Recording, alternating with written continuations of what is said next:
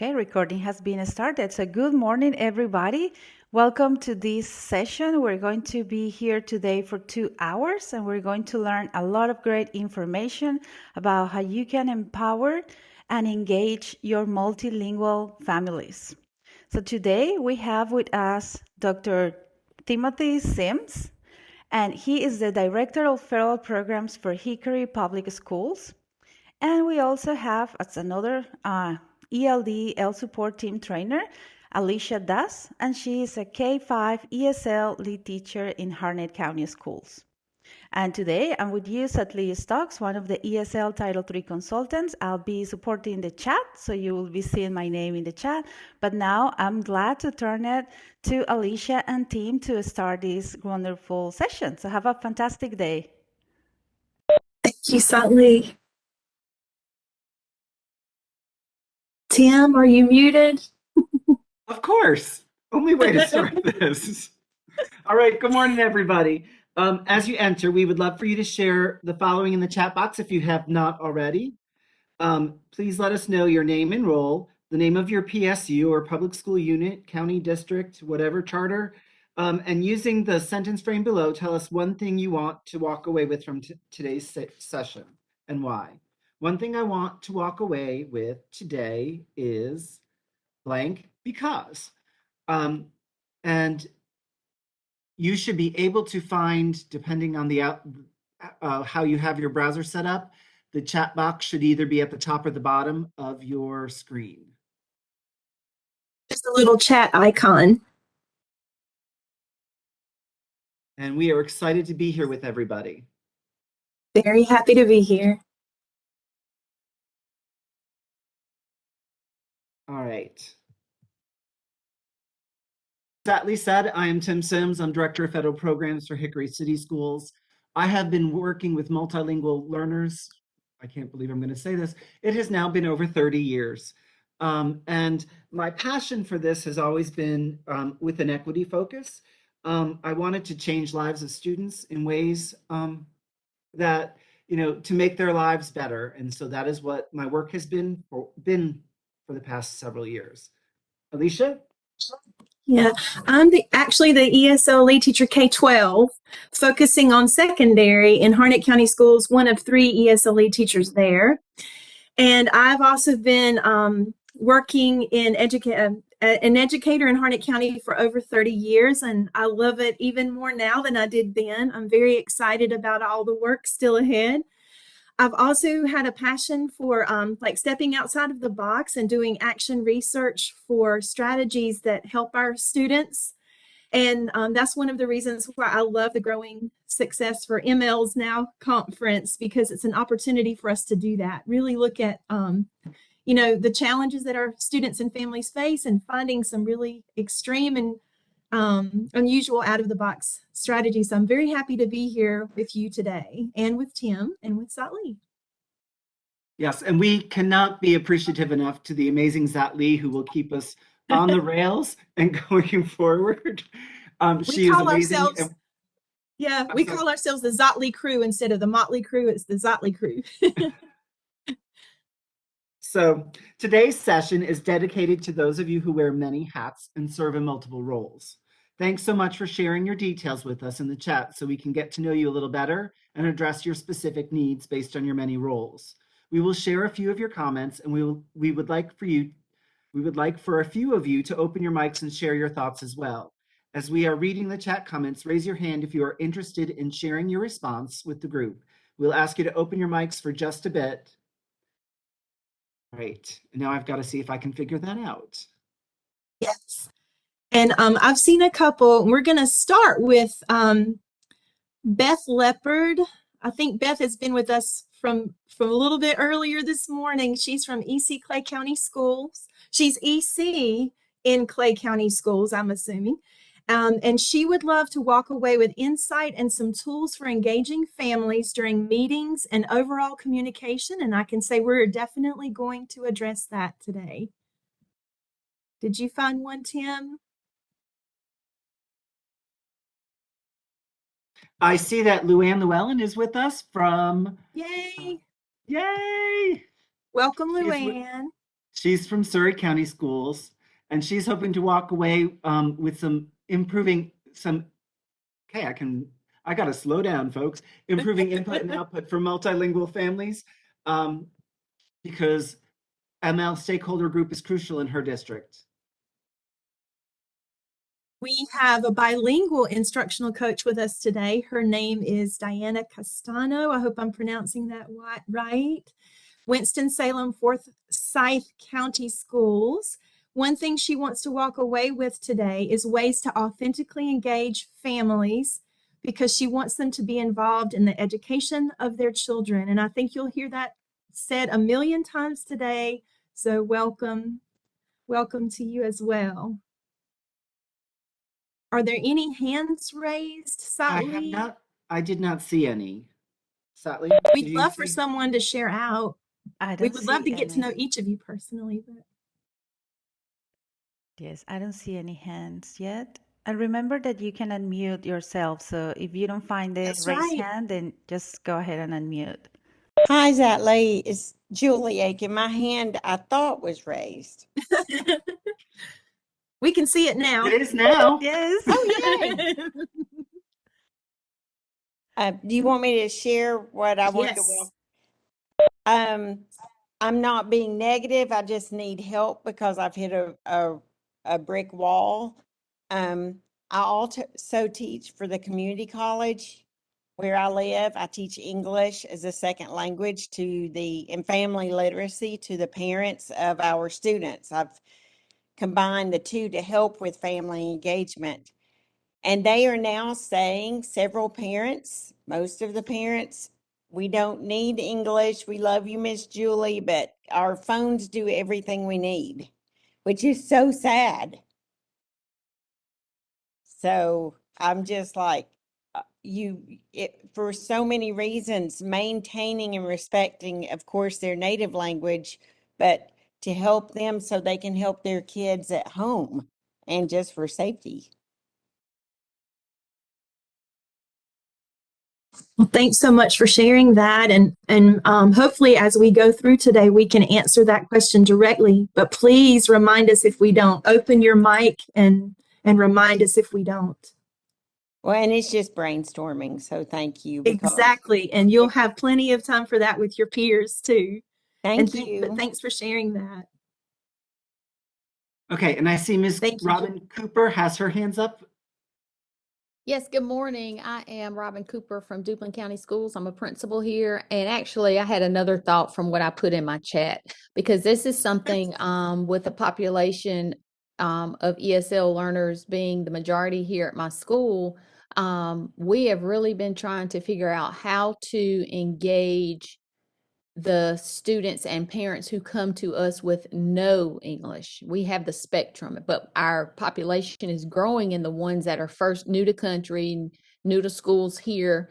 And we have been really trying to brainstorm about how can we welcome these children and families to our campus and engage them and give them the information that they need to be successful parents and students in our schools.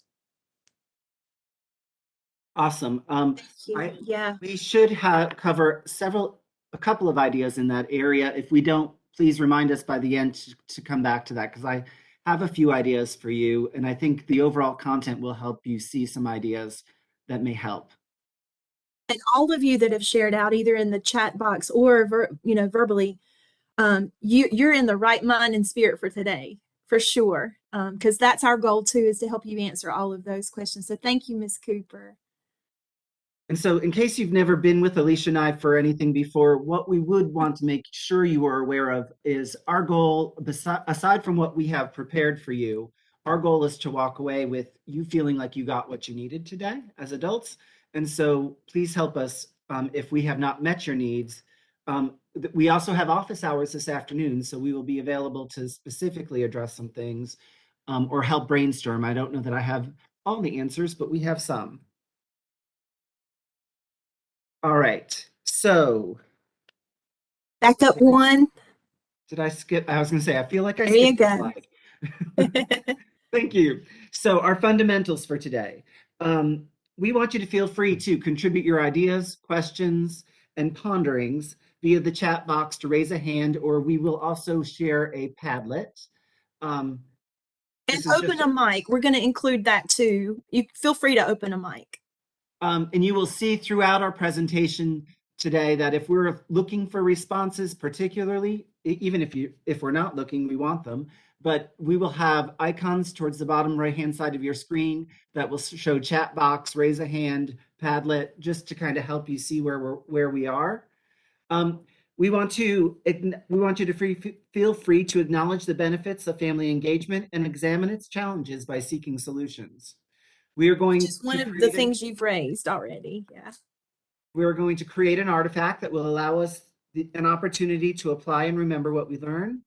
And then we also want you to take advantage of the conference office hours at 3:30 this afternoon. All right, just to help us, as if you are unfamiliar with WebEx, just a little help for navigating. You can unmute and mute on your screen to start video if you would like to start video. If you have a question, feel free to raise your hand. Zachary is helping us monitor the hands and participant box. And then also, if you have reactions, you're welcome to react.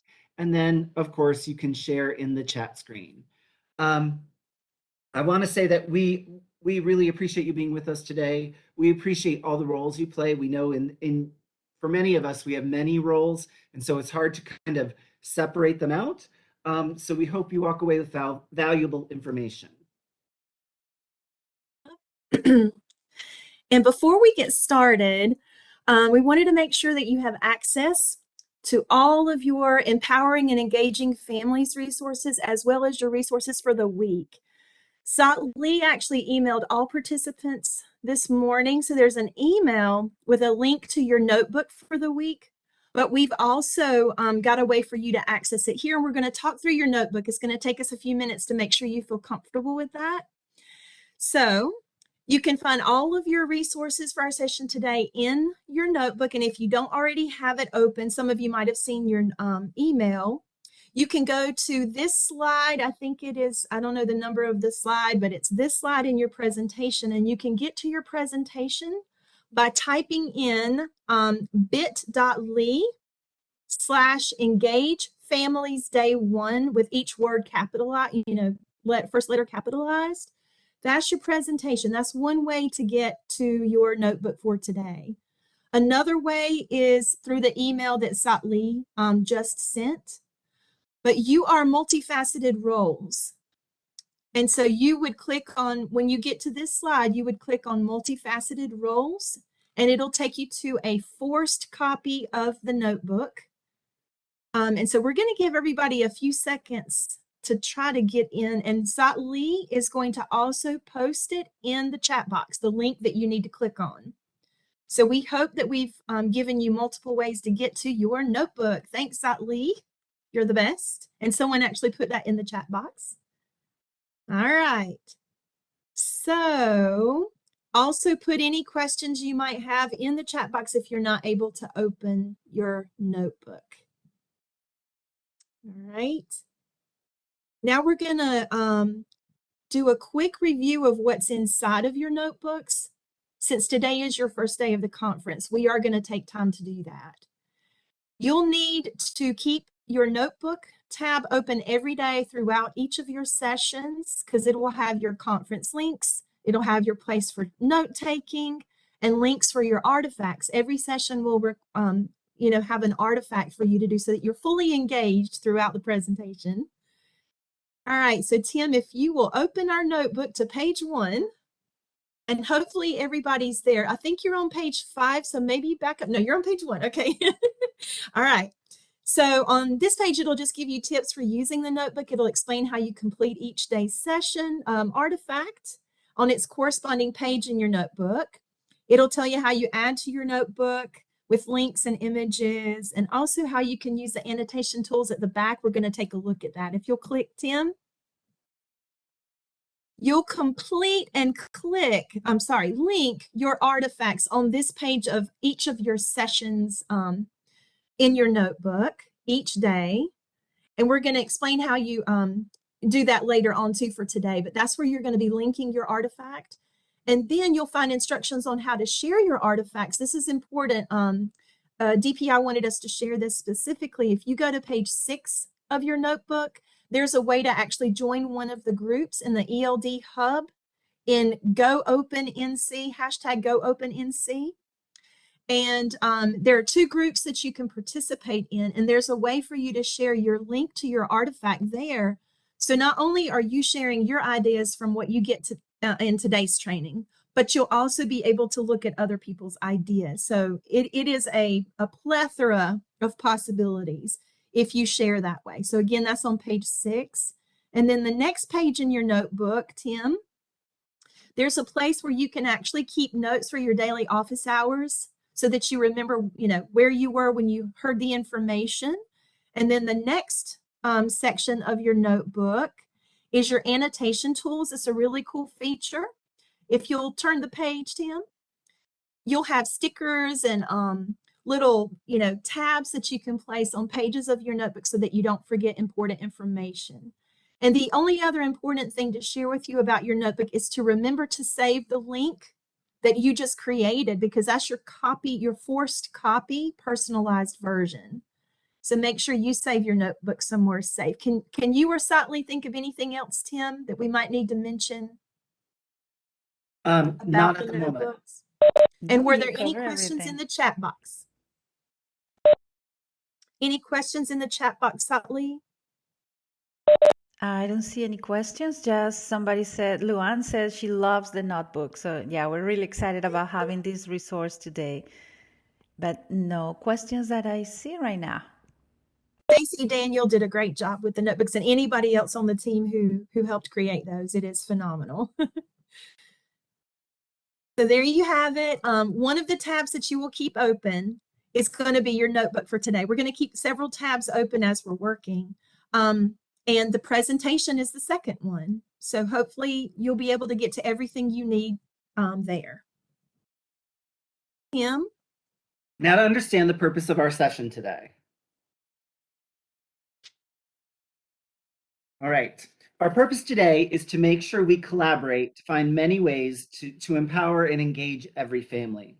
Our purpose is grounded in the work and research of Dr. Stephen Constantino, whom you will get to know a little later. During this session, we will explore the Parent Caregiver Guide for ELD to discover its contents and the potential support in engaging every multilingual learner and ML family.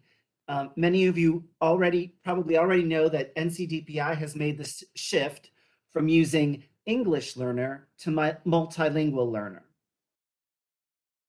ML, NCDPI will be using this asset-based term to avoid labeling students in terms of a language that they are still learning, to acknowledge that students' first languages and cultures are a strength, and reiterate the importance of literacy and proficiency in multiple languages.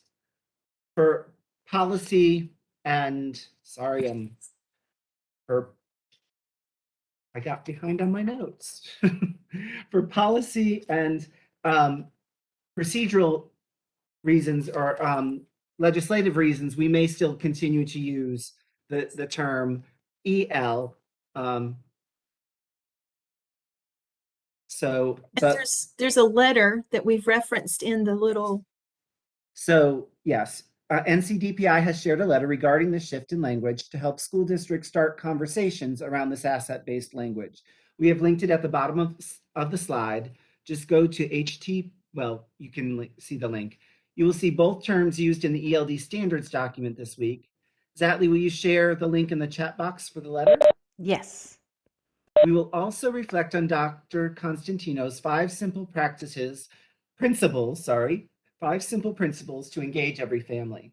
And we give you time to develop strategies using the 5 principles and the information and resources you'll find in the Parent Caregiver Guide, strategies that will allow you to engage every ML family in the academic life of their child.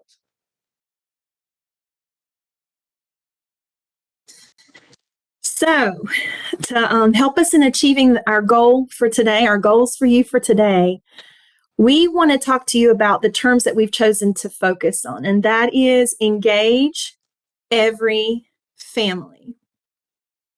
So our first term is parent.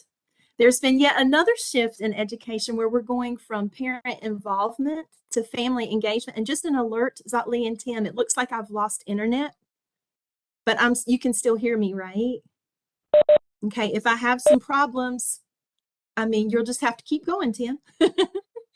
But the shift has been where we talked about the term parent, and it's always implied, the one in leadership or taking a leadership role or responsibility as mother or father, caretaker, guardian. But we know that most of the families that we serve take on encompass more people than that most of the time, and sometimes those are not the people in the family that actually have the biggest impact or the biggest weight on the student and what influences the student in their education. So we've moved to the term family. Family includes parents, guardians, caregivers. It's an extension beyond just the family. It goes into the community. It can be friends of the family. And we in our county have been learning how to actually navigate that. And we've gotten so many positive responses for going beyond just the parents. But there's another term, involvement. We're going from involvement to engagement. What did involvement imply? Involvement implied that we were doing for the families or to the families. Like we were, having food and an informational presentation, but it was we were giving, and we were telling them what we needed them to do, kind of a thing. But when we use the term engagement, it means that they are partners with us. We are doing with them and not for them or to them. We're empowering them, and that's one of our other words for today is empowering. And my screen keeps going out, guys, and I'm going to do the best I can by seeing you and staying with you. But so we wanted to focus on these terms and let you know also every is not some families, but all families, not just those that also engage with us, but it's an effort to go outside of the box again and be really creative in how we engage every family member, including pastors, coaches, community members. So that's the big picture for today is how do we, just like you said in your chat box comments, how do we engage every ML family?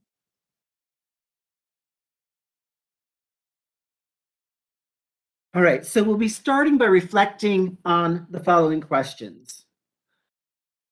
What do we, as a school community, receive if we engage every family? So be thinking about the benefits to us as a school community if every family is engaged. What do our families receive if we engage every family? And then let's think about what our current strategies are for engaging every family. And we are going to bring those assets to bear because lots of people are doing great work in this area. And so we hope to have opportunities to share what people are doing. And Alicia, you have not cut out on me at all. So I want you to know, though, your screen might be going on and off, but you're doing fine. I'm going to try to keep going because it says I have to reload, but I'm not going to reload because I'm scared to do that if we're okay. So what we're going to do now is we're going to actually go into your artifact for the day. We're going to have you reflect now and at the end of our presentation as your artifact. It's going to, your artifact, we're going to get you in there in just a second if this message will stop popping up.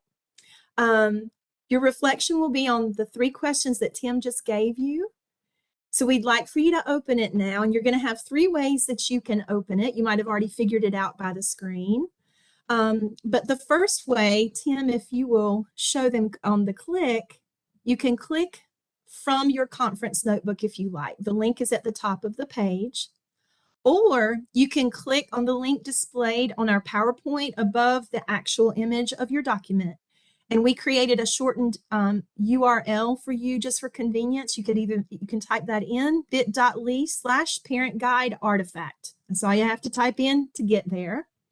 And then another convenience would be if you clicked in, sorry, and you did, Your icon at the bottom of your screen will also take you into your artifact document.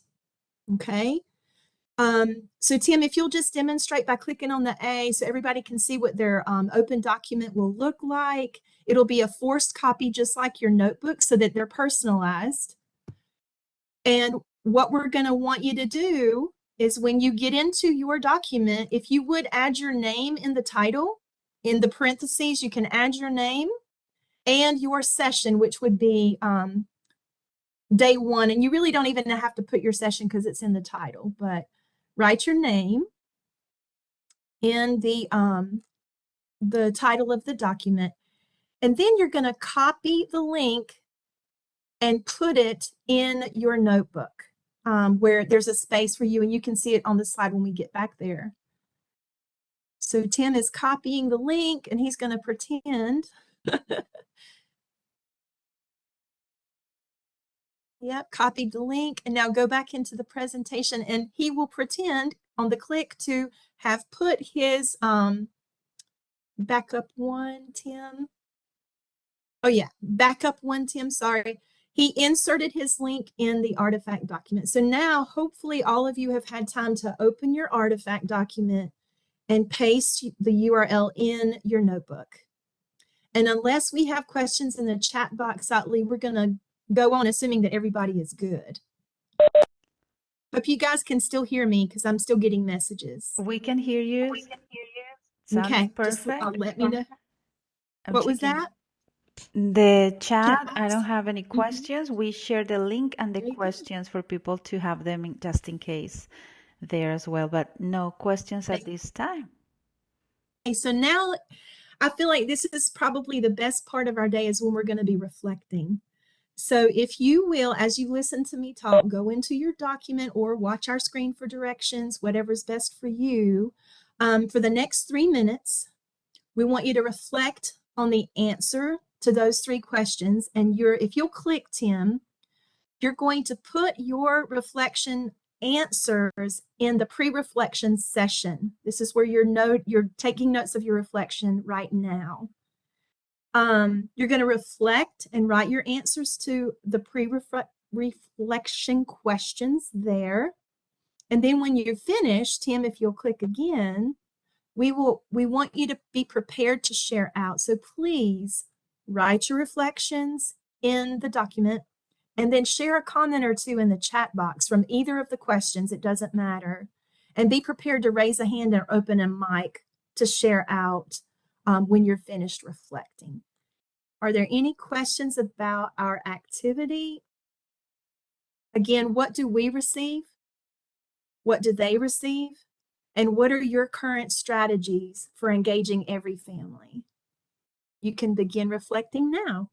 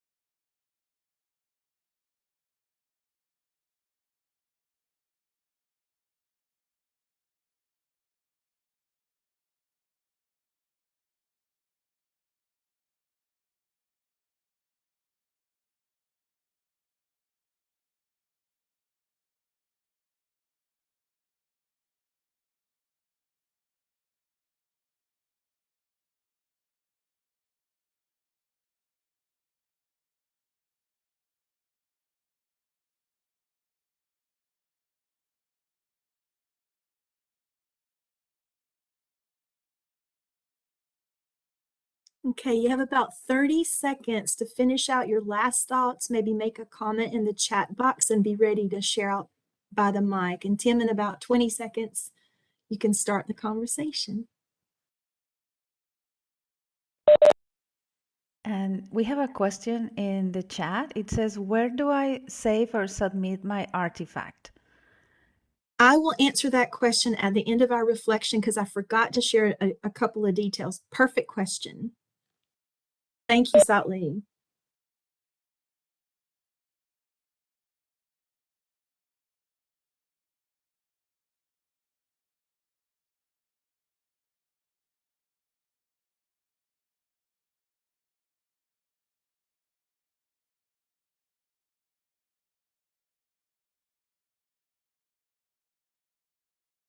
All right, if you would like to share some of your ideas, either in the chat box or if you want to raise your hand, we would love to hear some of your ideas for what we receive, what do they receive, or some strategies you have to engage. I loved Julie's idea of traveling to parents' workplaces during their lunch in order to teach concepts their children are learning. That's a great idea.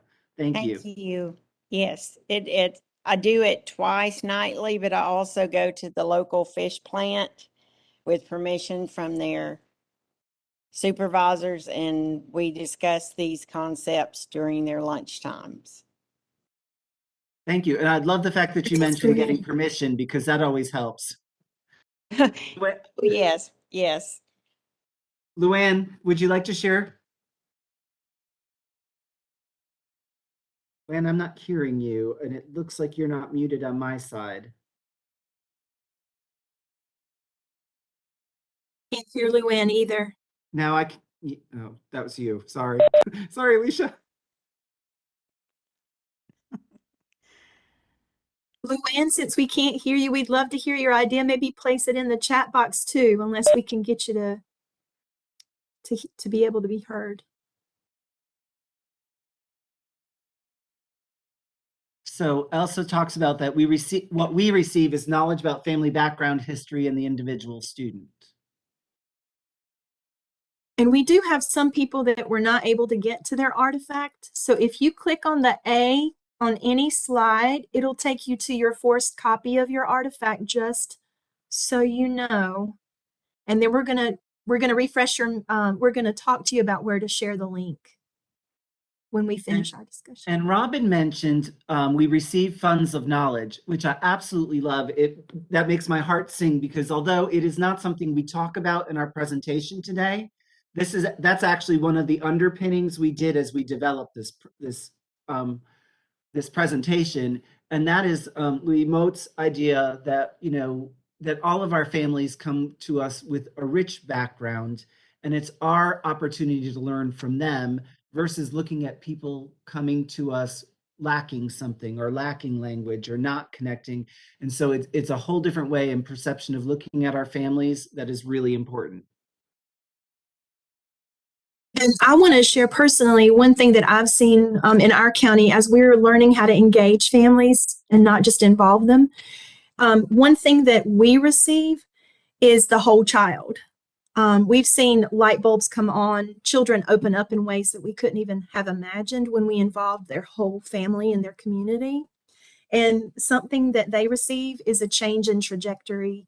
We've seen children's trajectories change. We've also received tears from fathers when they see their students, performing. And anyway, it's exciting. So Anya, if I'm saying that right, mentions about gaining trust and support. I love that all of these, a lot of these responses are focused on what we receive, because I think that's something we often fail to remember, or our peers may fail to remember, is that we gain a lot by engaging our families. And Tim, as we close out, because I know our time's probably up for the sharing, I did want to share out, if you'll go back 2 slides, we'll just let them know how to share their link. Yes, right there. Yes. So when you click on the A, Or if you click on the Empowering and Engaging ML Families artifact link at the top of the page in your notebook, it'll make you force a copy open. You'll create your personalized copy, and then you're going to insert that link of your personalized copy into your notebook, so you'll be able to go there every day. And also you can share that same link with the Go Open NC groups. But there is no requirement for you to share it with any of the consultants on the EL support team or DPI. Those are the two accountability places. But you can share it with me and Tim using our email addresses at the beginning of the slides. We would love to see your reflections from beginning of session to end. We would love that. I hope that answered the question. Just a quick question. So is this in section 6 on page 6 in the notebook? Is that where we're starting in our notebook? I'm trying to find where I put that. Okay. Okay, it is not. Page 6 is a way that you can share your artifacts. I don't know the page in your, if you look at the bottom of the screen, on page 9 is your artifact page. And that's the link you click. You click that link to open a forced copy of your artifact for today so that you can also participate in the reflection. So page 9 for your artifact. And thank you for your questions, because this will make the rest of the day sessions better for everybody. We'll try to be more clear on that in our future sessions. Tim or Sattli, can you think of anything else for our reflection?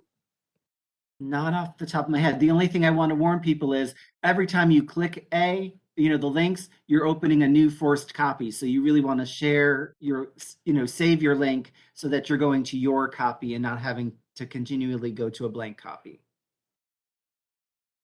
All right. Oh, and here we go away.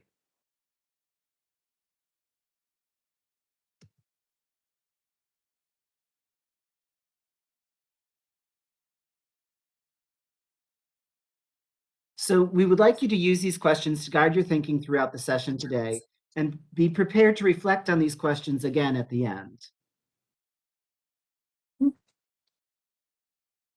We will now explore the Parent Caregiver Guide for English Language Development. We will take a look at its purpose, how it's organized, and give you time to explore the guide so that you can begin to brainstorm its various uses, possible audiences, and any questions that you might have.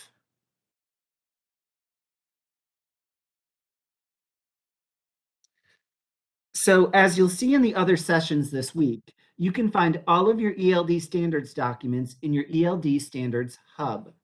The Hub includes all ELDS standard course of study related items, an explanation of each resource, and will be updated as new resources become available. For today's session, we'll be exploring the Parent Caregiver Guide, but we want to show you its location in the ELD Standards Hub. As you scroll down the Hub's homepage, you'll find the Parent Caregiver Guide in the bottom left-hand corner of the Hub offerings. Look for this icon. A shortened URL is also created for your convenience. Okay, so we're actually going to start our first activity of the morning to get at some of the questions that you had from your chat box comments. If you would now open a new tab by going to the Standards Hub, we want to give you an opportunity to practice getting to your documents, okay? So if you'll go to bit.ly/ELD all caps, capital S in Standards and capital H in Hub, this will take you into your ELD Standards Hub. And when you get there, if you will just scroll down and find the icon for the Parent Caregiver Guide and open it. We're going to be exploring the guide now for a couple of minutes together, and we're really excited about our exploration there. If you're having trouble finding it in the ELD Standards Hub, we've made it very convenient. We've got a shortened URL for you, bit.ly/parent caregiver guide. You can Either click on that link or put it in your, field to find. And also you can just click on the little icon on the slide and it'll take you straight into your parent caregiver guide. And Tim, if you want to click on it just so that they know what it looks like when they get there.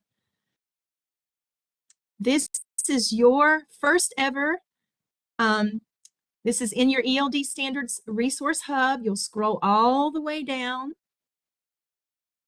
until you see the parent caregiver icon, and that will open your document. And for some reason, yep, there we go. And there it is. It's our first ever in the state of North Carolina, and we are so excited about this document. It took a lot of people to make this a dream come true. So please let us know in the chat box if you're having difficulty opening your second tab, the Parent Caregiver Guide. Okay, so you have your artifact open, you've got your Parent Caregiver Guide open, and you have today's presentation open. So we are going to begin exploring subtly unless we have questions. All right, and just stop me if we do. We're going to be family together today, very relaxed and laid back. We want you to learn a lot from today. So hopefully everybody's in their guide now. We're going to explain how it's structured first so that as you're in there, you know where you're headed. At the beginning of the guide is an intro, and basically it describes the purpose of the document and how the state got there. It's like, how did we get here? So it gives parents a quick overview of the state's process of adopting the ELD standards, and it explains the guide and that it was basically developed to empower and engage families in the educational life of their child. In order to accomplish that task, they set the guide up in 3 questions. Section 1 is going to answer the question, what does it mean that my child is an English learner? It's going to explain the EL identification process. And you will notice that the guide is using EL instead of ML, but it actually explains why on page 3 of the guide if you're interested and want to make a note of that. In the first section, it's basically going to answer the question for the parent. This is what it means if your child is identified as an English learner. Section 2 will answer the question, how does my child learn English at school? And this is where the state is able to answer the questions about the ELD standards, ESL services, and other instructional supports that are offered as a right to the child. And then section 3 will answer the question, how do I help my child succeed at school? It's going to be a section full of resources that the state has deemed worthy to put in the guide to make sure that every family has access to that. So we're going to dig deep. We're going to explore each section of the guide one at a time, and we're going to give you ample opportunity to explore it, to ask questions about it, and to brainstorm ideas for how to use the guide to empower and engage families. So we are very excited to share the information with you. So okay. We did get a question in the chat about what languages does the guide come in. It is available in English at the moment. Spanish will be out very shortly. And then there has been some discussion, that's what the state is going to be able to publish for us with their resources. But there has been some discussion of maybe districts who have other resources potentially translating and sharing with each other. As it's translated, which is really good. So we're going to explore in this way. You're going to think as you explore about how the section is organized, how it answers the section question, and in what ways and with whom you can actually share that information. And we want you to think not just of the family, but even educators and the community. And then you'll be sharing in a Padlet, which we're going to take you to. That'll be your other tab that's open. You're going to be sharing your ideas of ways and with whom to share the information. And then any questions that you have. There'll be 2 columns per section on the Padlet. We're going to take a look at that right now. So to help you get to your Padlet, just click the bit.ly Padlet for multi. Or you can click on the icon in the bottom right corner of your screen, and we're going to give everybody a few minutes to open their Padlet. Again, just click on the bit.ly or the icon, Padlet icon at the bottom. And the amazing Satley put a link in chat as well. Yes, and I was supposed to direct her to do that, and I did not, so thank you. She's on it. Yeah. So in just a few minutes, as you're exploring in the guide, the way that you're going to use the Padlet is to open it, first of all, of course, and let me get rid of these messages. If you'll click, Tim, when you go into the Padlet, all you'll have to do, not on the Padlet, sorry, Tim, but if you'll click just to move the slide forward, yeah. You're going to add your responses under the appropriate sections as we're going through each section, and all you'll do is hit the plus sign, and it'll give you space to add your comment. Section 1's ideas about what ways and with whom you can share will be under column 1, and then any questions you have about section 1 would be under column 2. And we're going to do that each time we're exploring each section of the document. Are there any questions about how to get to your Padlet and how to respond in your Padlet? Okay. Hope I haven't missed anything. I see people coming into the Padlet, and I also see people starting to respond. Good. Okay, so before you start entering, we're actually now going to guide you in our exploration. We want us to take this slow and steady, and we're going to do it one section at a time. So for section 1, before you actually start reading and exploring, we want you to know how it's organized and how it's attempting to answer the question. And then we're going to give you a good 3 to 5 minutes to explore, okay? So the first section is, what does it mean that my child is an EL? They're going to take us through the identification process. They're going to explain how MLs are identified and exited. It'll discuss the annual assessment, of course, the access. It will also take us through the EL status and identifications and the ESL services. So if there are no questions, begin exploring. We're going to remind you to, as you explore, think about how it's organized, how it's answering the question, and ways and with whom you can share this information. And that's what you'll be entering in the Padlet. Also, any questions that you have. So Satley and Tim, if I haven't forgotten anything, you can all go off and explore, and we'll be back here in 3 to 5 minutes. Questions in the chat as you need it.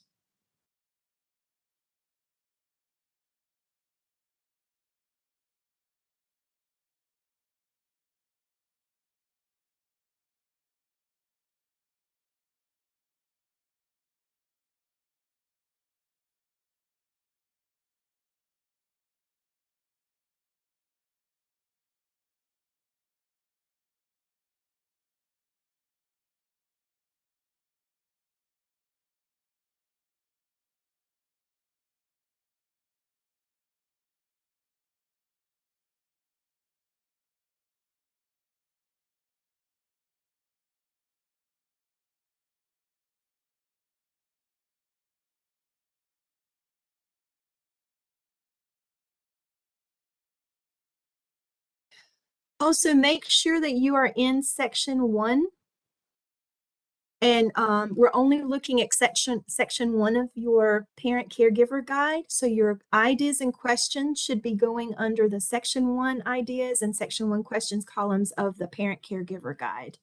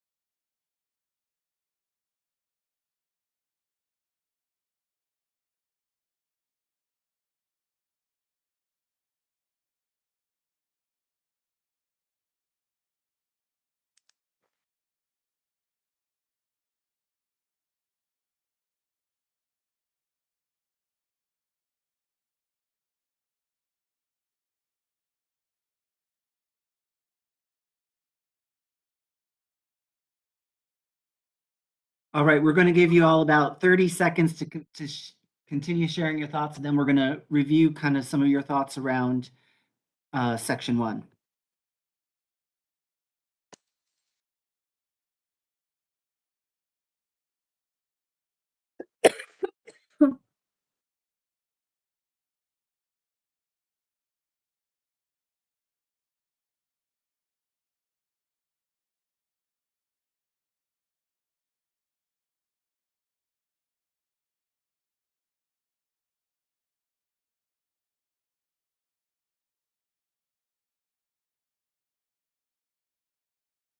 All right, so I am going to start with some of the questions. One of the questions was, will this section of the parent caregiver guide be updated as state policy changes?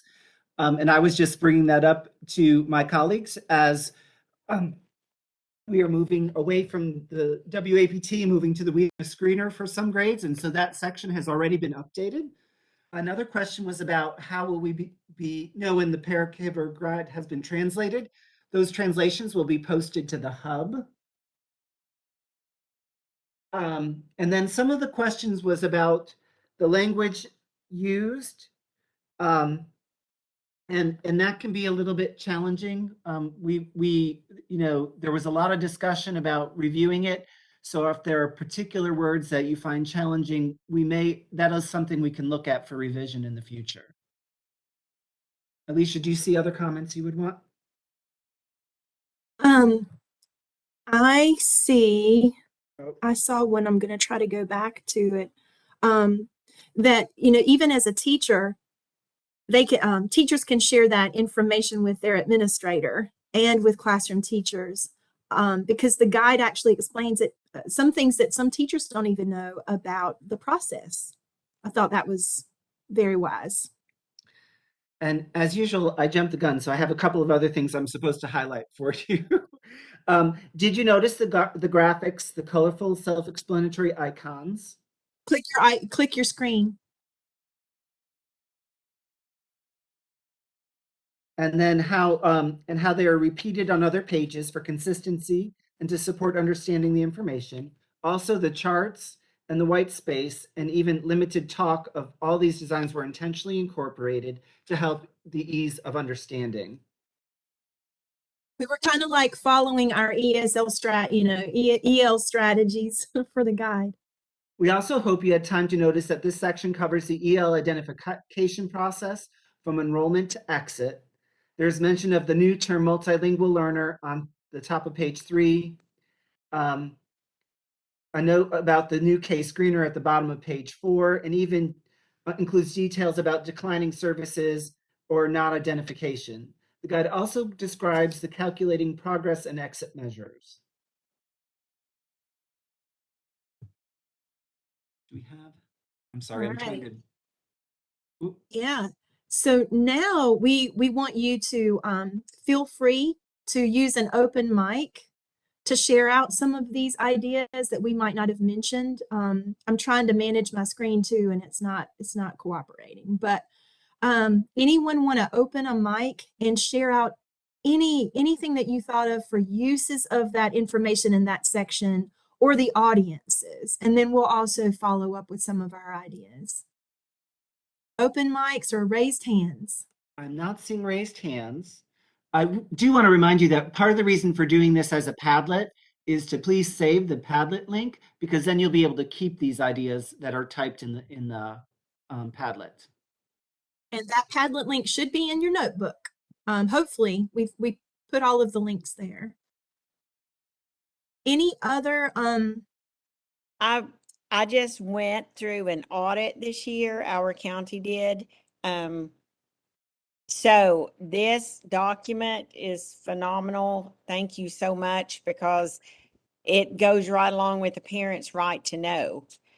So being published on our district webpage is just one of the components. So, I mean, it could be titled Parents' Right to Know, because it is so detailed and amazing. So thank you.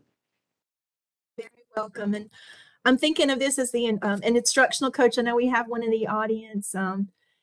As an instructional coach, having this as a backdrop to all of your trainings, when you know that you have teachers that have ELs in their classroom, is going to be beneficial to you too, because it's almost like your talking points or your quick cheat sheet for understanding the process and the terms and the lingo. Hi, this is Luann. Can you guys hear me now? Yes, we can, and welcome. Okay, perfect. Yes. One thing that I am always concerned about, and this is a focus for us this year, is our families who cannot read in their L1. So we give them all of this information that's written, and when I think about all, I want to be sure that I am including those families. So for us, I think we're going to take it and we're going to add QR codes in it to screencast so that families who cannot read in their L1 can still access the information. That's something we're going to do for our parent and family engagement calendars. Everything will now have a QR code that's linked out to a screencast that's a video or an audio portion. I just think that's essential. And when we don't think about that group of parents and family members, that we are not allowing them to be fully engaged. And we hope you put that in the chat box or in the Padlet as well. And we address that later on in our session 2 about the audio, the verbal, and the multiple languages, finding, out of the box ways to communicate this information to all families. Thank you. So thank you, Luann. I also think that's a great idea for having it translated, maybe not translated, but interpreted for families who are newer to the area or to our country, as a way to share information where it's not heavy document wise, and they can listen to it as they can. That's a great idea. Thank you. Thank you very much. All right. Now we're going to go on to explore section 2. Section 2 is going to answer the question, how does my child learn English at school? You'll see an introduction with an explanation of ESL services. The section then describes the ELD standards, explaining the ELD standard statements, key language uses, and language expectations. The ELD standard information may be new to you as well, so it will be interesting to see if the guide is helpful in your understanding of the standards. There's an example of there's an example ELD standard provided, and you'll be able to see the proficiency level descriptors explained here too. It's really trying to take everybody through all the nuances of the new, ELD standards. So we're going to give you time to explore it again for yourself or for the audiences that you're thinking about. Make sure that your parent caregiver guide is open along with your Padlet. We're going to give you 5 minutes to do the same thing that you did before. Think about how it's organized, is answering the question, and can provide information to multiple audiences and for multiple purposes. You're now going to go to, in your Padlet, it'll be section 2 as the heading, section 2 ideas, section 2 questions. If there are no questions, you may begin your exploration now. 3 to 5 minutes.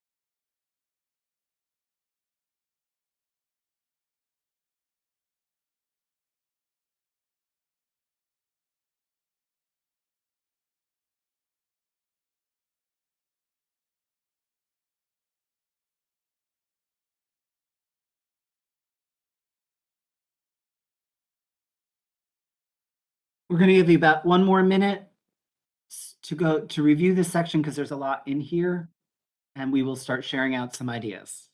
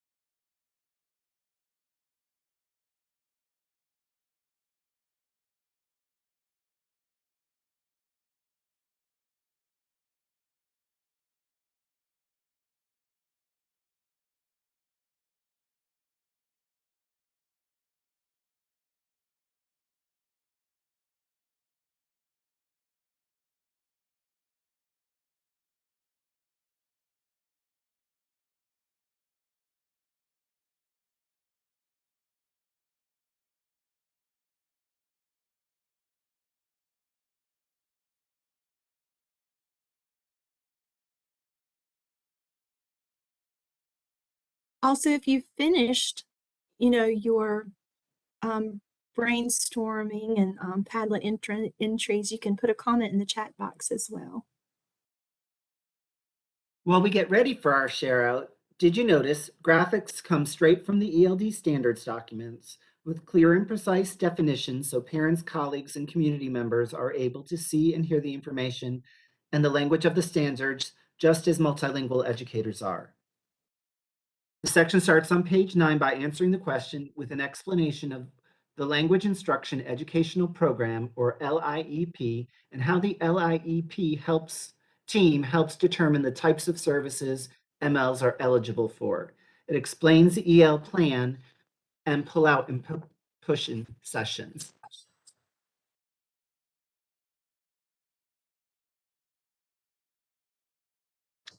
All right.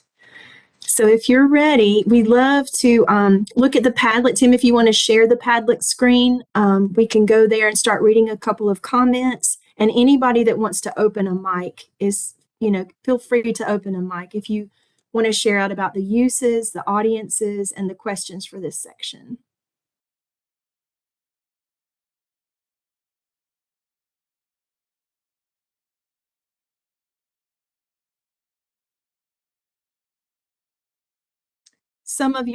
One idea is continuous staff training for section number 2.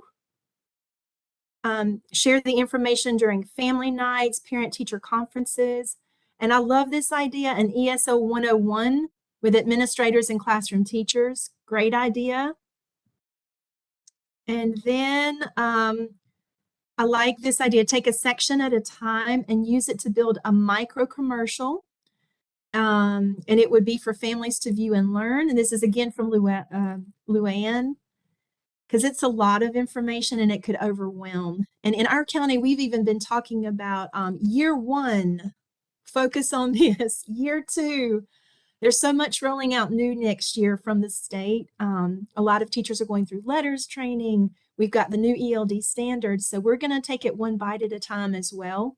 But whenever you have an audience in front of you that needs to know the information in section 2, the services, the standard statements or key, language uses, a sample standard, that might be a new teacher, this will be a document where you can go for good graphics, limited, language, and clear explanations of those key pieces.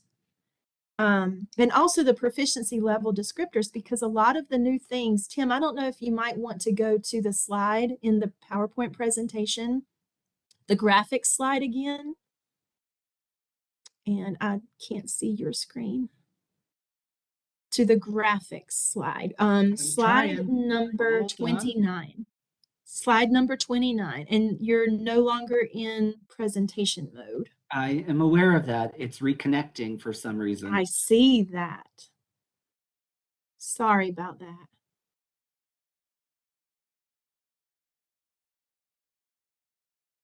open your mics too and talk while we're adjusting our screens. But I wish you could all raise your hand if this ELD standards information was new to you. Raise your hand, if this was new information. And did the information in the section 2 actually help you understand some of those terms? Alicia, this is Luann again. I think anytime that we launch an initiative or anything new, we catch those people who are there at that particular point in time.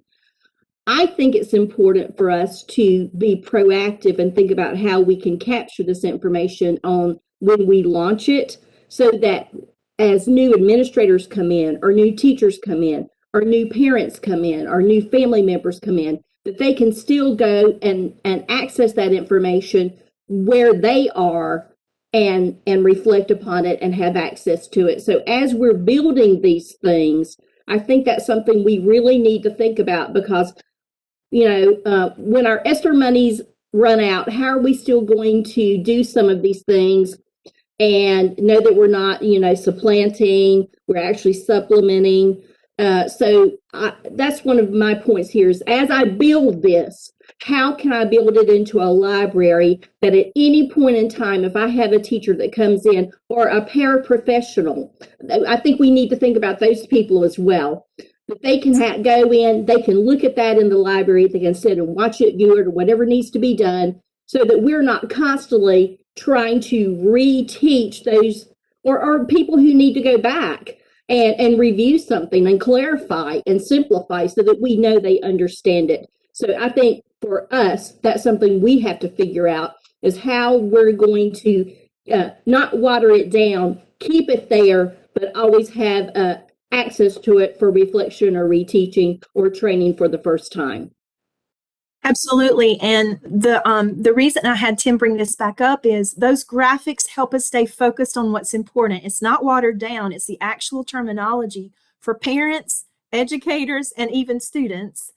And so using these documents, like you said, if we can encourage teachers to keep it as a bookmark, on their computers, having it on our websites, having it accessible at all times. And if instructional coaches are using the same in language and information as an administrator, as a director, we're all going to be on the same page, literally. And in our county, we have formed an ELD standards team, actually, and they're all into these documents. We are going to be creating slideshow presentations that are standardized for the whole county, and we're kind of going to be rolling it out at the same time and at the same pace in general. So these are great ideas that everyone's sharing in the chat and in the Padlet. Any other comments that hit you, Tim or Sat Lee, for section 2? This is the thick section of the guide. And we're not here today to talk about the ELD standards, but the resources that will help everyone understand them. Anything else you can think of, Tim or Sat Lee, for section 2, or anybody else, open mic or chat? So I love the suggestions for pieces for people to include or might want to be included in the future.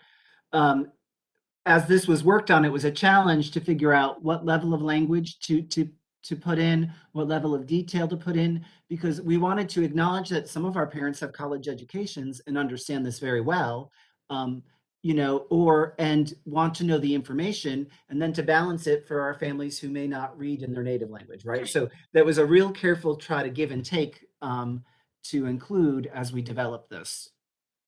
And we did mention on almost every suggestion is IEP meetings. We know we have some ESL faculty in the audience. That would be a really great time to inform families as well. You'll have your interpreter present, or you're using your translation device to explain the information. So we've got some more supports towards the end.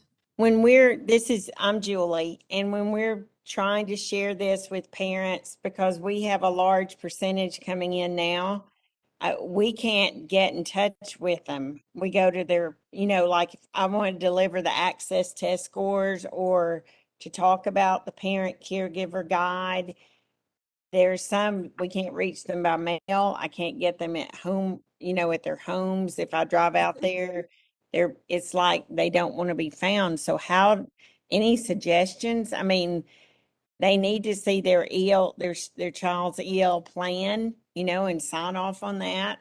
Yeah. The suggestion is just to keep doing what you're doing and keep trying, don't give up. And if you can't, to just have a positive perspective of their circumstances, and that's about the best that we can do. And Yes. we've been creative like you too. We've made home visits. We also check in with siblings. We go to their workplace. We go to their place of worship. Rec ball games. We sometimes find parents there. Just keep doing what you're doing and have that positive outlook of, we know they can't be found and there's got to be a good reason why, because they're all Yes. doing the best they can with what they've got. And thank you. I just wanted to know if anybody had any other, because there are documents that need a signature, or am I in the dark here? Yeah, but we keep focusing on the positive and just knowing that these families are doing the best they can, and so are we under the Yes, I circumstances. just date stamp it. They tried, I tried. So thank That's you. right. Yeah, no, thank you. I think the really important piece of that, and Alicia mentioned it, is to continue to approach the family from a positive, looking at the assets that their kid is showing up every day, right? Like the really positive things that are going on with that family, and then try to think of a way to build that relationship, because it could be out of fear of us. I mean, so I think it's important for us to kind of keep in mind and keep a positive attitude, even though it's challenging and frustrating, and to remind our colleagues of the same, because the first negative influence a family has when they're connecting may be what keeps them from connecting again. Illness, whatever the reason might be, there's always a good reason someone's doing something that we think is not best for their child, in most circumstances. And your ideas were great. Keep doing what you're doing. And just as a reminder, the recordings of the other sessions are going to be shared. So if you want to explore those resources, the one that talks about data, how to introduce the access scores to teachers, content area teachers, there are some sections of those resources that you could incorporate in these communications for parents that will also help them understand what does it mean that the scores, the kid scored this level or the other one. What are those expectations? And also the other session that talks about unpacking, where it shows teachers this is what the kid is showing in the classroom. So that language that you see in those documents is the language that you can show parents. So this is what your kid can do with language and how you can practice that in any settings, not only in the school. If you go to the store, what language are you using, labeling, reading those notes in the different products, those different scenarios where they can interact and use language. So I will say after the sessions, we're going to share those recordings. And if you have time to explore, then you will see that some parts of those resources are going to be very meaningful for parents as well, and to incorporate it in the whole information that you're sharing with them. And I see a couple of hands. Alicia, if we still have time, I see Robin. Absolutely, because it's about you guys. It's not about our slides. So yes, if we have, maybe we could take one or two hands. So we have Robin, number 1, and number 2, Elisa Luna. Yes, I was looking at the modes of communication, and I was looking at the interpretive and expressive. And this is something that I've found in speaking with some of my parents. The push for them to want their child to speak English or the language that they're moving to is so heavy that they forget they need to be fluent in their native tongue in reading as well.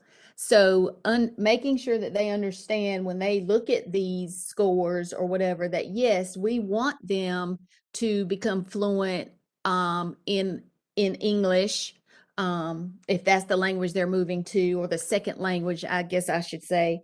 However, in order for them to do that, they still need to have a strong foundation in their native language. And for them just to drop that when they are entering school does more harm than good for that child. So having them understand that we need to blend the two, we will definitely engage them in English language when they're in our setting, but at home they need to try to do exactly what was said. Blend the two, learn in English and in Spanish if those are the languages they're dealing with when they're in the grocery store or out in a social setting.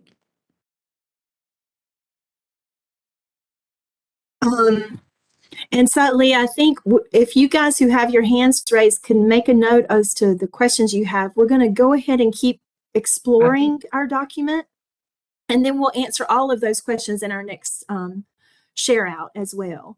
So, Tim, if you can go to slide 31, I think it's the next slide.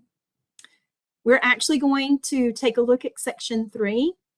And in section 3, it's going to answer, how do I help my child succeed at school? It'll share activities to do at home in reading and writing, online resources to help families, and then online resources to help their child actually succeed in school academically. So if you'll click to the next slide, Tim. As you explore, just think about answering those questions at the top, and please go to the Padlet and share out your ideas and questions that you have, and we'll be skimming those and ready for the share out. You have about 3 minutes to explore this section, and thank you so much.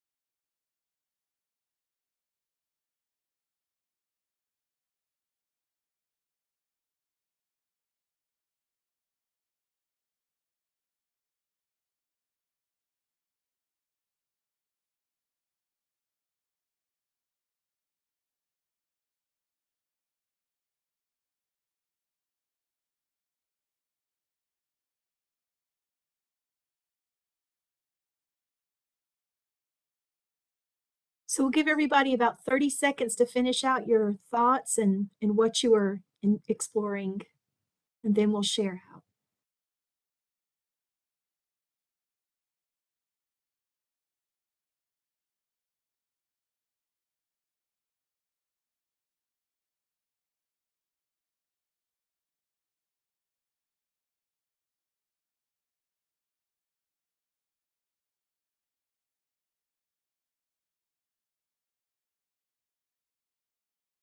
Okay, Tim, I think we're ready for the share out.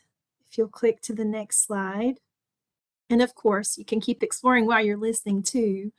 And maybe Tim and Sotley, if you find anything to share out from the Padlet. I'll start by seeing if anyone wants to open their mic. How can we use this resource section? And with whom can we share it?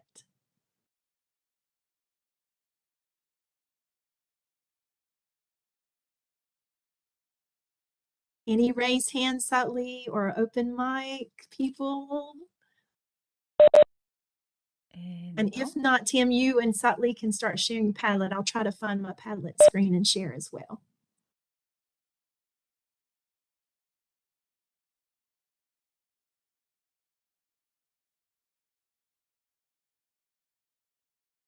So somebody put a comment, any of all the activities for families listed on page 13 could be listed as things you can do in the home language with your child at the top to underscore the need for first language development. Otherwise, parents may interpret this as doing things in English and their English levels may be low. So that's a great thought. Yes, we need to make note of that one. Someone also said that during the summer months, reshare all this information via social media and a virtual event. Great idea. We also have a parent website where we post announcements. So we'll have that on our announcements page all summer so that they have constant access to that. Great idea. Yep, on the district and school web pages, open house and parent nights. Here's a more personal one. Call the families and let them know about resources that are available and help them log into the online resources. Actually walk them through that. It would be a great event for a parent meeting, is to train the families how to actually get to the resources. Tim or Sattli, maybe one or two more, and open mic constantly, guys. Feel free to share out. And otherwise, Tim, I turn it over to you. I see somebody mentions a question, a great question would be, what can my child do after graduation? And I think that's a great question and would be worthy of including. So Tim, if you'll click to the next slide, and again, we can constantly share out. If there were questions from earlier sections, open mic, when you need to. But we were touching on what Luann mentioned earlier about other supports for the parent guide. One, if you'll click on the glossary, Tim, there is a glossary in the Eld Standards Hub in that section where all of the documents are. And if you'll click on the document, that glossary has all of the terms that an instructional coach or a speech and language therapist might need in an IEP meeting. Again, the state has done an excellent job in empowering everyone with the same language, being on the same page.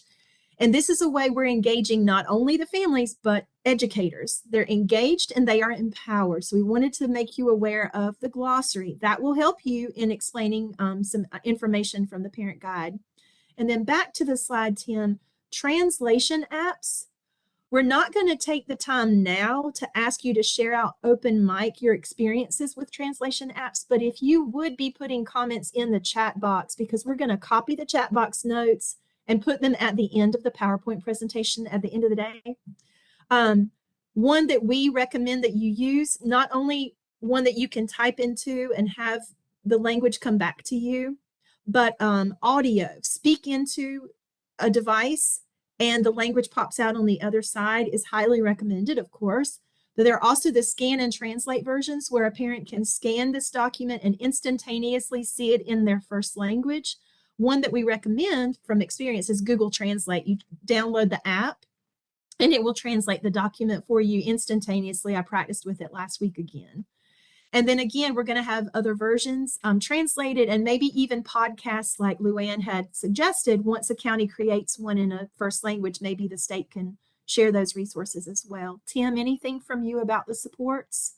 So I do want to, and this is part of the presentation later, but I'll put it in here. We know best practice is to have a trained interpreter available, but we also know that sometimes our moment to engage a family, if we're trying to engage every family, may not allow for that to happen the way we expect it. We should plan for things like IEPs to have the best practice in place, but in our need to communicate with families, we sometimes need to take care of the resources at hand, right? And so, and there are some purchasable translation services like Language Line, where your district can contract and over the phone have available translators.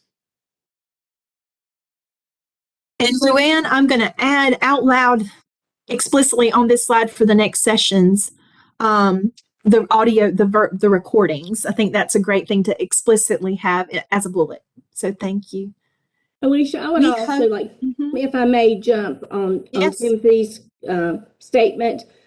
I think that anytime we can teach regular or gen ed teachers to use, even as a machine translation or like join conversation where it's live and it goes back and forth, I think parents and family members understand that it may not be perfect, but we are trying. But if you think the only time that you can converse or interact with your families is if you have an interpreter present, then I think that that is a negation of everything that we're supposed to be doing. And if we're looking at assets based, then use technology as a tool to increase trust and comfort between gen ed teachers, paraprofessionals, anyone who comes in contact with that family. There's no reason for you to say hello, how are you today, and need an interpreter for that. There's certain things that we just need to focus on at the very foundational level.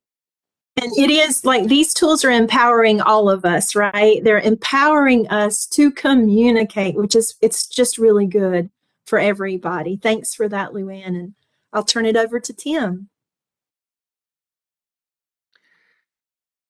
All right, so now we're going to talk about some of the research around engaging every family.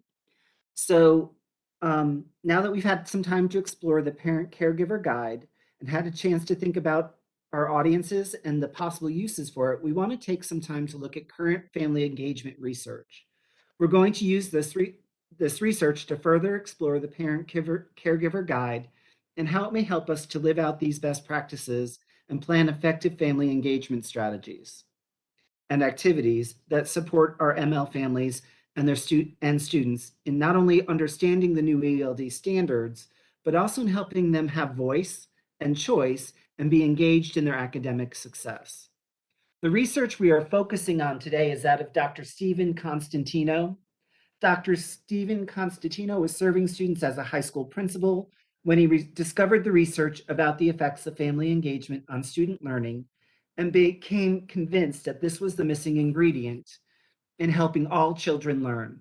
Since then, he has moved through the ranks as assistant principal, assistant superintendent, and eventually to the position of state superintendent for Virginia, and now an owner of a company dedicated to family engagement.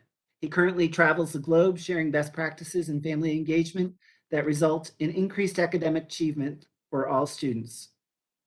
Through his life's work and research, Dr. Constantino discovered 5 simple principles of family engagement. All right.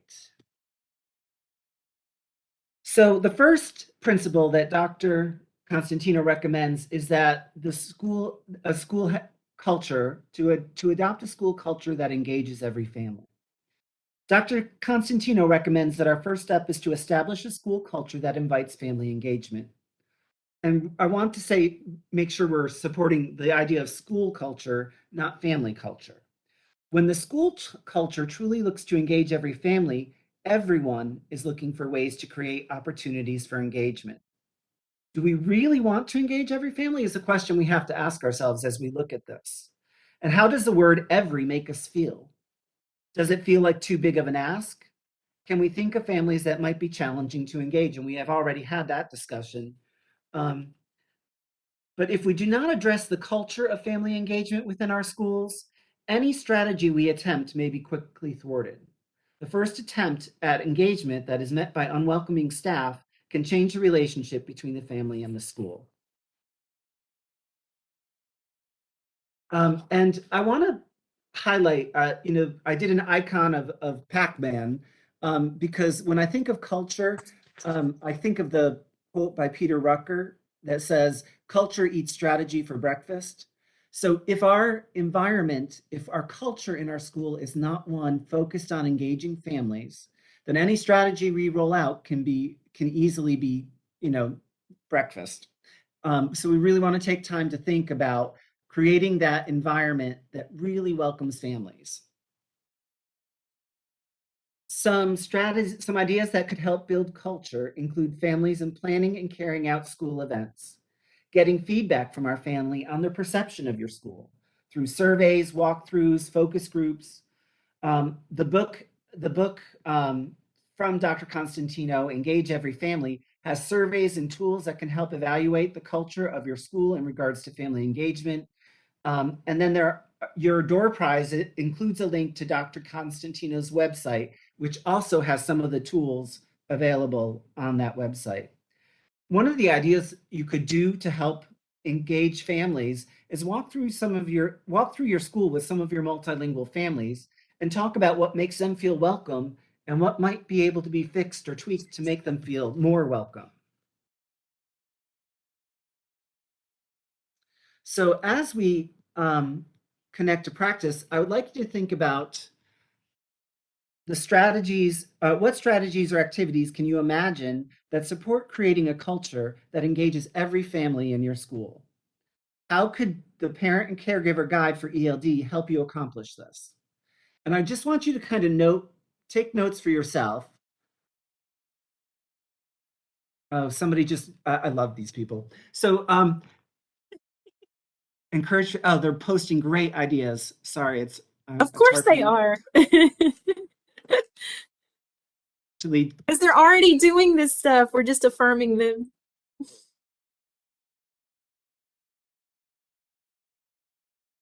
All right. And in the interest of time, I am going to move on to the second strategy. So the second principle is communicate effectively and develop relationships. What are the opportunities for meaningful two-way communication in our schools? In this principle, Dr. Constantino argues for intentionally creating an inviting environment. Meaningful two-way dialogue is intentionally planned to build trust. Building trust is crucial for developing strong relationships that allow for meaningful engagement. Schools use multiple means to provide opportunities for families to engage. Of course, in our context, we must meaningfully plan to communicate across languages and cultures from an asset-based approach. Some of the examples are student cultural interest surveys, a positive first phone call or meeting, no matter what, effective use of translation resources and devices, which we touched on earlier, parents as volunteers, helpers, visible and present, and to spotlight talents and knowledge during school events. We did talk about the idea of translation devices, so I'm not going to spend a lot of time on that. But in the past few months, we had the situation of we've had our first Afghan refugee family come into our district, and in polling our resources in the region, I did not have anyone available who could translate directly for that. But there is an app that actually is available that was developed for Syrian refugees and is continuing to be used in this situation, where people actually crowdsource and just come on and interpret through the app when you go on it if you need help. And that was actually something one of the refugee service workers used in helping us communicate with a family who was new to our district and who we needed to communicate some ideas with. So that was really an interesting idea to me. So again, we'd like you to think about what strategies or activities can you imagine that support communicating effectively and developing relationships with every multilingual family? And how might the parent or caregiver guide for ELD help us accomplish this plan?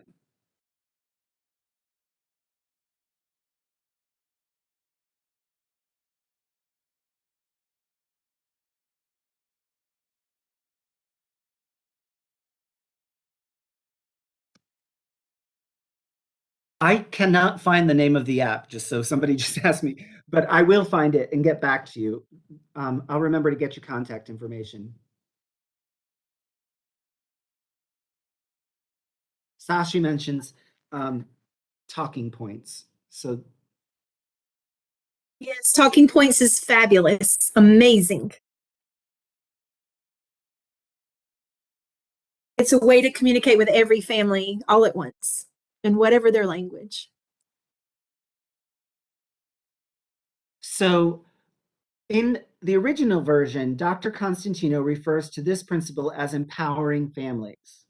In his updated version, he refers to this as building efficacy.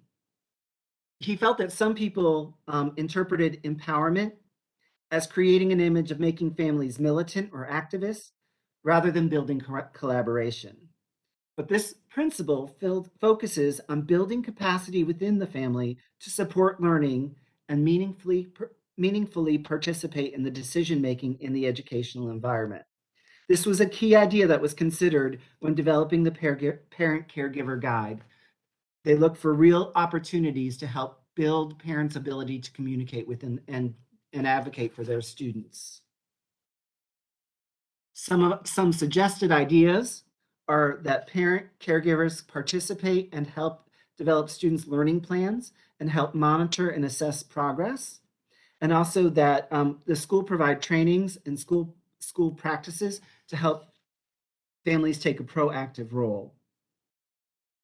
You know, there may be specific needs around our multilingual families as they may feel less comfortable or they may feel less they may have their own perspectives on what their role is, and we may have a different perspective. So, sorry. I'm trying to watch chat, talk, and it is not working for me at the moment. Sorry. So I just want to, I think we need to really think about where our multilingual families are coming from as we try to engage them in the school and help them have permission to advocate for their families in the way that's most comfortable for them. So what strategies or activities can you think of, or can you imagine that builds efficacy for our families in engaging in their child's education? And how might the Parent Caregiver Guide for ELD help us accomplish this plan?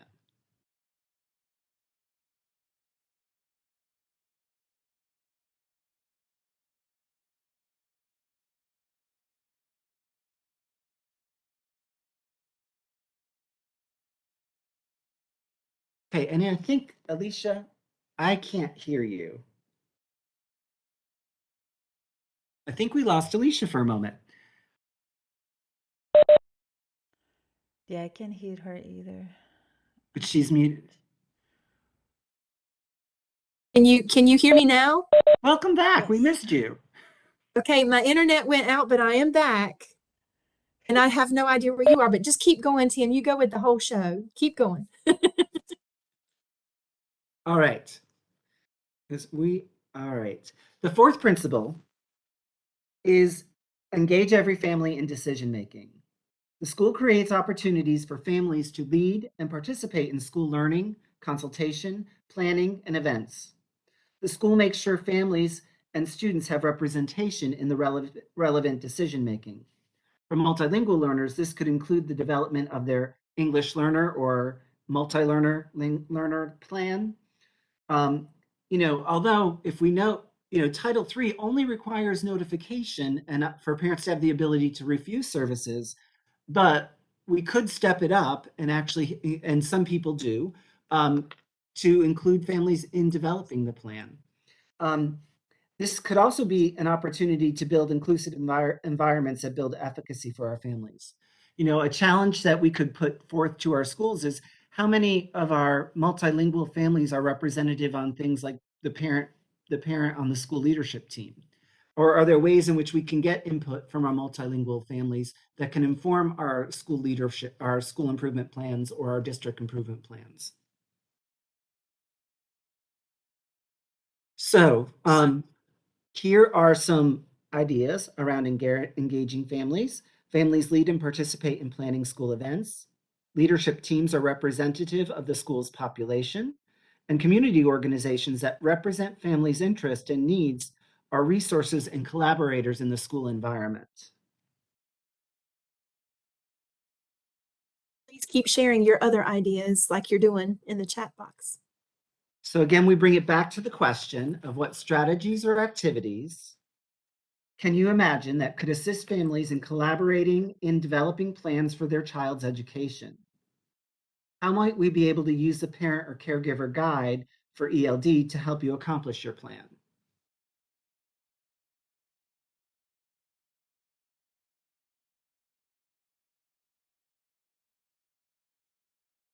I like peer models. You know, one of the resources that's in the back of the parent caregiver guide is also questions parents can use as part of a parent conference. So that is a resource that is provided to them.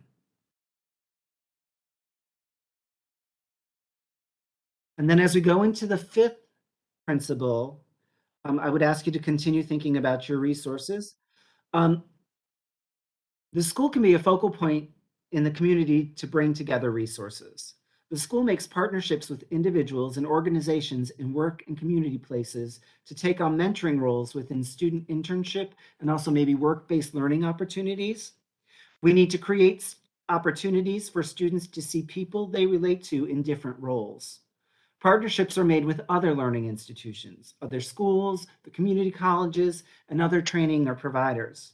We can also look for opportunities to create adult learning and community development courses to be run within our school building, so our families see it as the whole building as a resource for the entire family. But reaching out and engaging with these outside organizations can really help support the feel for our community and our schools. Some examples of ways we can go about this is to create and or advertise adult learning opportunities, engage partnerships with other organizations or institutions, and collaborate with community workforce in creative ways K-12. One of the things we did in the past, and is no longer because the site was not available, but when we had available space within one of our buildings that had been kind of decommissioned, we actually created our welcome center for our multilingual families.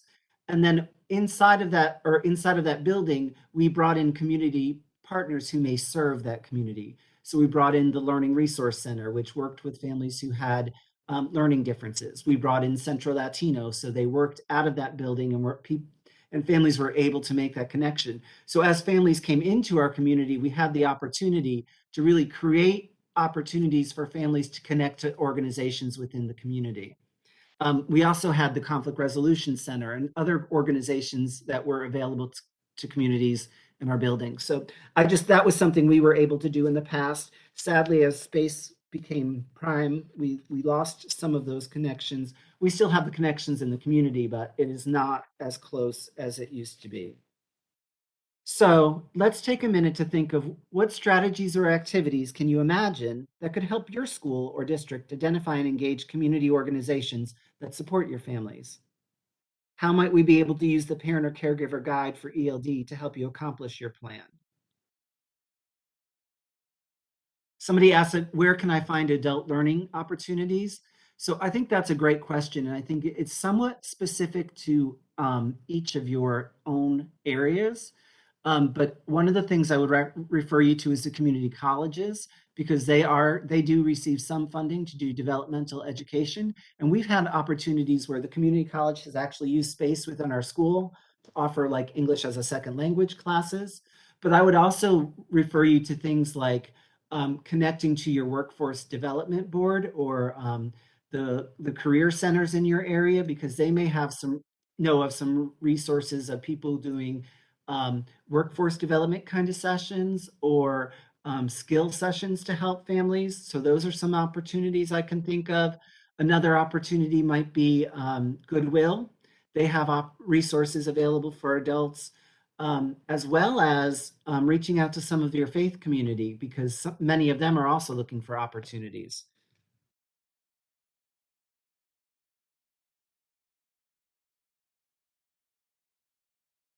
So what we're going to do now is you are pondering all of the things that Tim has been kind of conjuring up in our minds. We're going to take, instead of 3 minutes, just 1 minute to kind of reflect and respond to your artifact questions. So go to your artifact tab and have that, ready. How have your answers from earlier today kind of changed or transformed? And we want you to be prepared, because we're going to end the session in breakout groups, even if you're only there for a couple of minutes. Okay. So open up your document, Tim, if you'll go to the next page. Next slide. Open up your empowering document. Take the next minute to kind of reflect. And if you'll go back one, Tim, go back one, sorry. Just go to your artifact document and reflect and answer your post-reflection questions. What do we receive if we do all the things that Tim and you all shared? What are they going to receive, the families? And what are our possible now strategies that we've learned today? Just kind of brainstorm real quick for a minute, and then we're going to direct you into your breakout session so you can hear everybody else.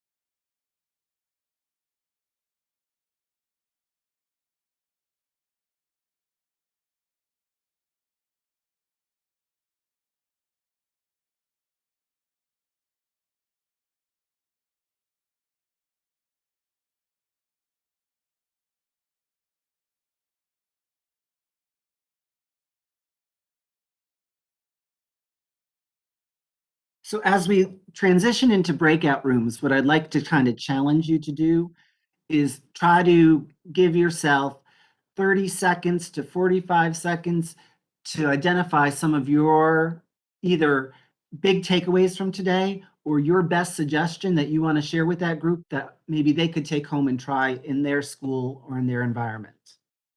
And that's the next slide, Tim.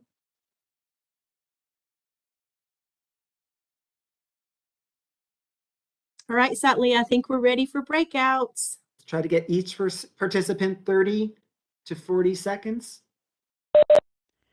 Okay, just a reminder, once I start the breakout sessions, you will see a pop-up window, a notification that says that you need to join the breakout session you have been assigned.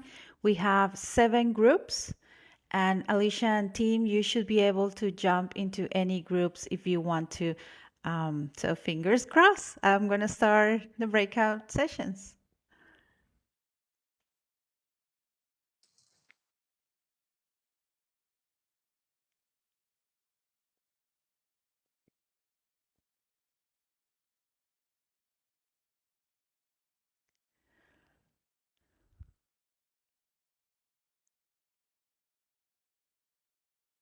Okay, I see some participants have joined. If you are still in the main room, maybe the pop-up window is under the main screen, so you just need to minimize that screen and you'll see the notification to join.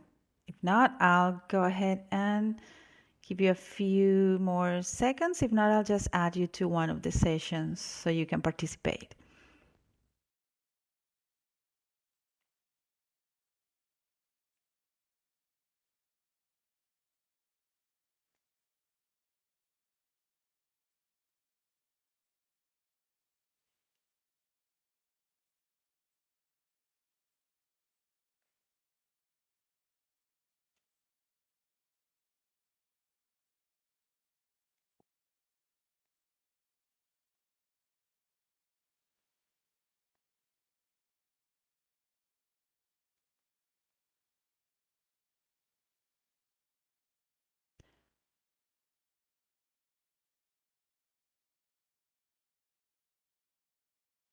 Okay, I still see some of you, Robin, Becky. Let me know if you can find the notification and I'll try to add you to some of the breakout sessions.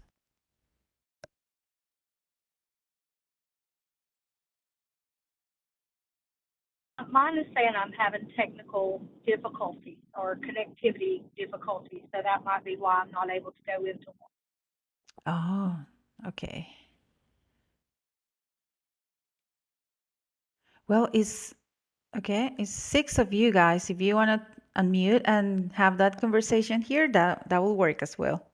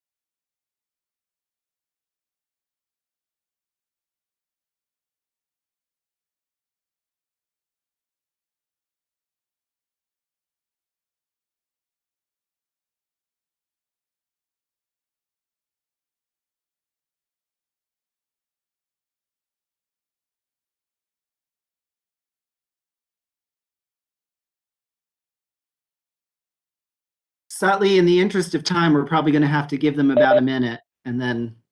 Okay, perfect. So let me send them the notification and that will give them that minute.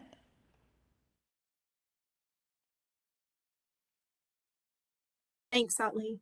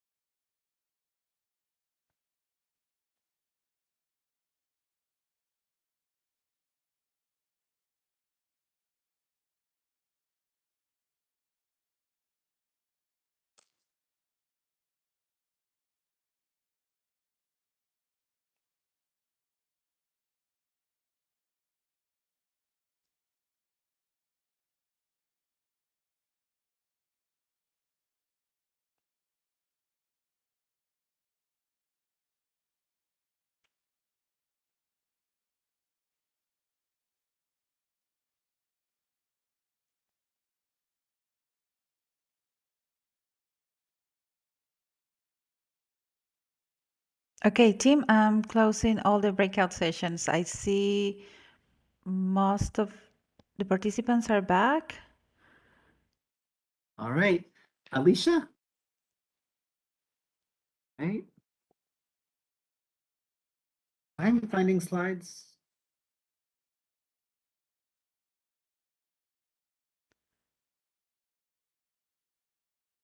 Sorry, folks. You need 52. All right. Is this, Alicia, this is you? Can't hear you. All right. Our Sorry, purpose my today. internet. It's you. Are we on the purpose slide? Okay, if we're Yeah. on the purpose slide, hang on one second. I will go there. Sorry, and if you need to do that, Tim, because I'm sorry, my Okay. internet. Okay, Our I'm purpose there. today was to find ways to engage every family in academic life of their child with the support of the Parent Caregiver Guide for ELD. In the top context of Dr. Constantino's 5 simple principles. Through our activities today and your reflection questions, we were able to explore the Parent Caregiver Guide for ELD to discover its contents and potentially support engaging every multilingual learner family. Reflect on Dr. Constantino's 5 simple principles to engage every family, and develop strategies using the 5 principles and Parent Caregiver Guide that will help us engage every multilingual family. We hope you've been able to take good notes in your notebooks. You'll continue to have access to the presentation slides and Padlet, and we'll make sure you have a copy. We'll make sure to copy the chat box notes and put them in the presentation so you have them as well to refer back to.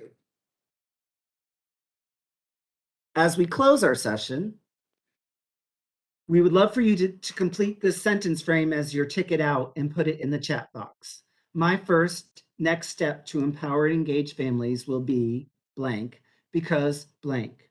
We also want to remind you to join us at 3:30 for your office hour this afternoon. We hope you'll be able to answer the remainder of your questions. And please email us, reach out for support as you return to your schools and continue your work in empowering and engaging multilingual families.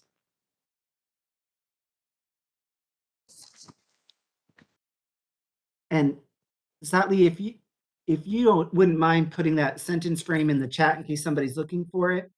But as you complete, help us with your feedback.